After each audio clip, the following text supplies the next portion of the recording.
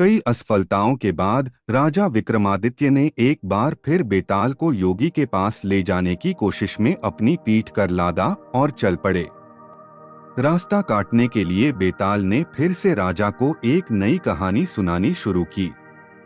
बहुत पुरानी बात है, यशकेतु नाम के राजा पुण्यपुर नामक राज्य में राज करते थे। उनका सत्यमनी नाम का एक दीवान था। सत्यमनी बड़ा ही समझदार और चतुर मंत्री था। वह राजा का सारा राजपाट संभालता था और विलासी राजा मंत्री पर सारा भार डालकर भोग में पड़ा रहता। राजा के भोग विलासिता में होते अधिक खर्च की वजह से राजकोष का धन कम होने लगा। प्रजा भी राजा से नाराज रहने लगी।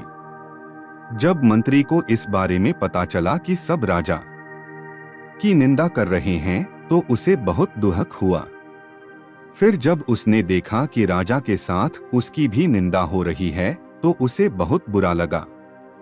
सत्यमनी ने अपने आप को शांत करने के लिए तीर्थ यात्रा पर जाने के बारे में सोचा।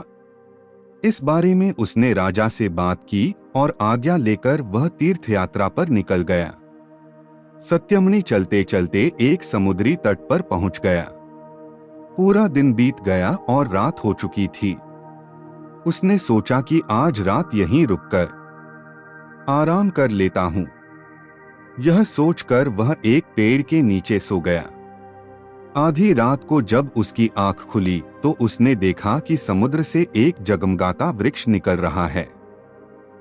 उस पर तरह तरह के हीरे जवाहरात लगे हुए थे। उस वृक्ष पर वीणा बजाती एक सुंदर सी कन्या बैठी थी। इस नजारे को देख सत्यमनी को अपनी आंखों पर विश्वास नहीं हो रहा था।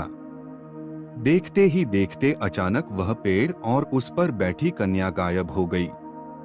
इस सब के बाद वह हक्का बक्का रह गया और उल्टे पैर अपने नगर की ओर दौड़ पड़ा। जब वह राज्य पहुंचा तो उसने देखा कि उसकी अनुपस्थिति की वजह से राजा के सारे लोग छूट गए हैं। उसने राजा को पूरा किस्सा सुनाया। दीवान की यह बात सुनकर राजा के मन में उस कन्या को पाने की लालसा पैदा हो गई। उसने सारा राज्य दीवान के भरोसे छोड़ दिया और खुद साधु का भेष बनाकर उस समुद्री तट पर जा पहुंचा। जब रात हुई तो राजा को भी वह हीरे मोती से जड़ा वृक्ष दिखा। वह कन्या अब भी उस वृक्ष पर बैठी हुई थी। राजा तैरता हुआ उस कन्या के पास जा पहुंचा और उसे अपना परिचय दिया। फिर उसने कन्या से उसके बारे में पूछा।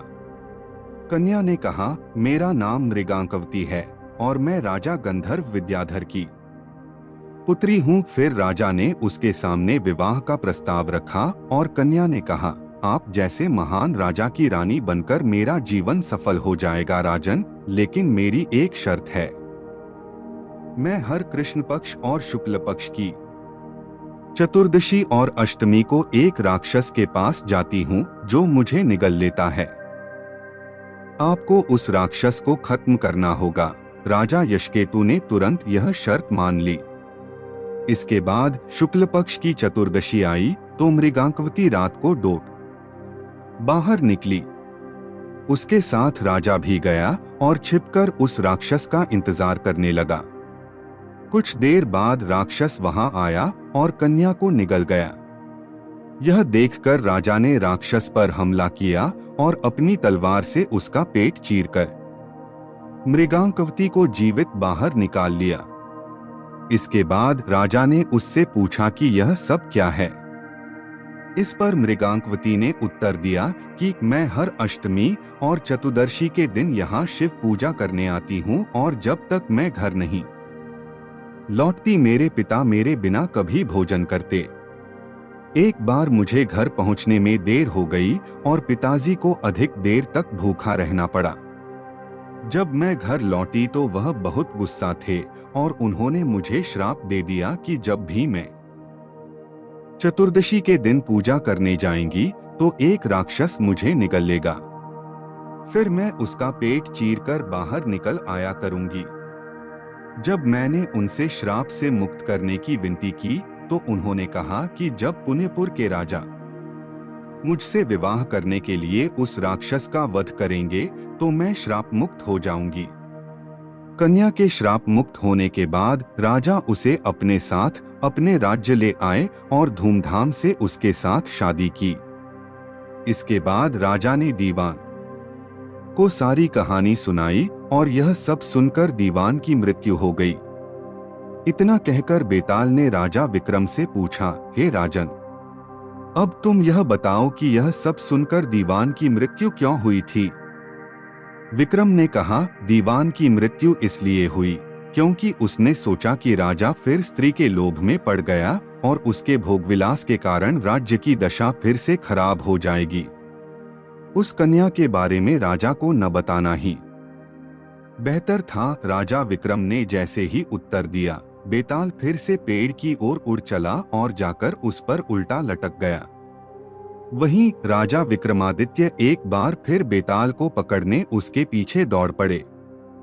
कहानी से सीख, किसी भी व्यक्ति को भोग विलास में इतना नहीं डूबना चाहिए कि उसका सब कुछ खत्म हो जाए। अपनी स्थिति और जरूरत के हिसाब से ही चीजों को करना अच्छा होता है।